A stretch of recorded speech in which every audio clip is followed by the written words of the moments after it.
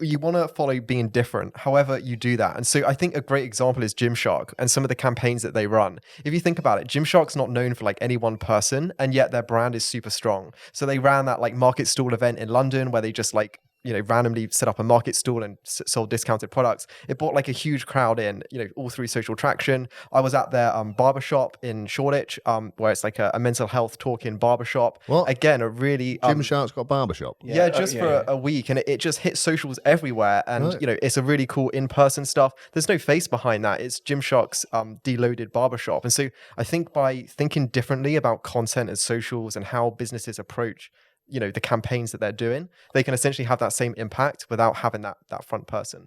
But do you think though, Gymshark can do that because of the strength of how well they've done over the last few years? Like if you are Bob's Computer Emporium or whatever, you ain't opening up a market store in Shoreditch and getting any of that.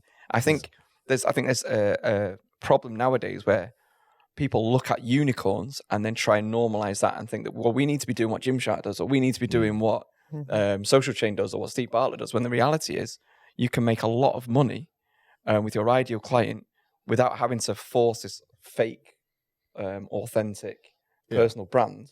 There's plenty of businesses that make millions and millions of pounds, and they are far more successful monetary-wise and business-wise than somebody that gets 10,000 likes on LinkedIn for saying, 100%. Be nice to all people. 100%. And so, some people, the reality is as well, like, some people are fucking boring. Like this is the thing about, like, you get people who go around saying everybody can have a personal brand, or everyone should be having a personal brand. I disagree with that. Having tried to build the personal brand of some very fucking dull people, it's tough, and it's hard to be authentic. You can build personal brands for people who are a bit dull and boring, but you lose that authenticity, right? And they do have the function as well. We have done that, and the results that they've got from it have been very similar to authentic personal brands. The only problem is if anybody ever meets them, they think you're fuck all like you are online. Well, that was going to be my next point I was going to raise for you. So surely you can polish a turd and make them look mint online, right? Yeah. But then the reality when they actually deal with that person in real life, I think the reality and the perception they've created is so vast with some people.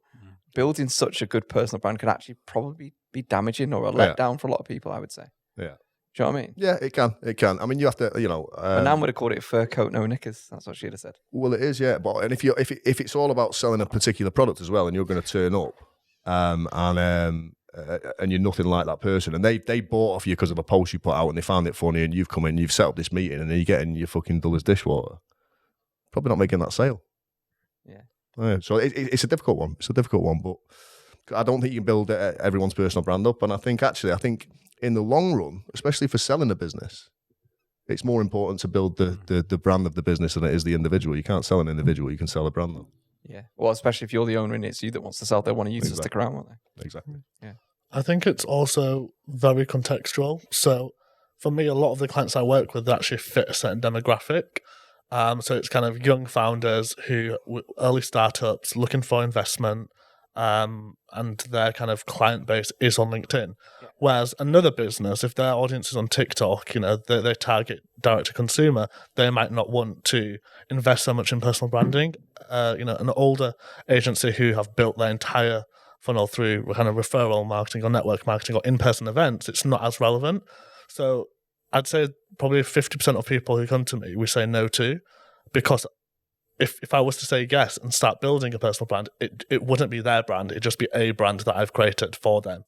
And that's where I think a lot of the problems come about, where you don't kind of understand who a person really is. And when they meet someone in person, it's like, oh, you're nothing like I thought you were.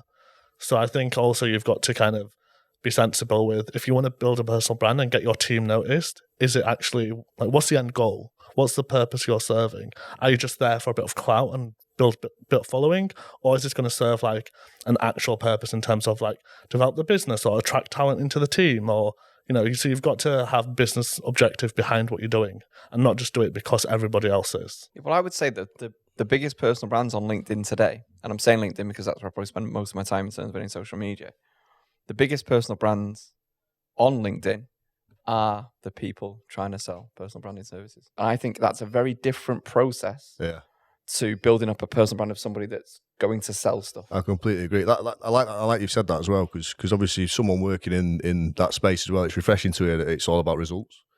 Because it pisses me off the amount of marketers out there, who sit there and it's just about building a fluffy cloud and a fucking following for no reason, and an echo chamber where everyone fucking tickles each other's balls and pats each other on the back. That's what I would say. There's been a rise of them people, I would say, in the last sort of 6 months. There is a lot. That's what I'm saying. It's refreshing to hear that. Thanks for watching the Views My Own podcast. If this is your first time here, don't forget to subscribe to the channel and leave your comments below. And also, we've got an online community that helps you improve your marketing, get better at sales, and make your business a little less shit. Click the link in the description.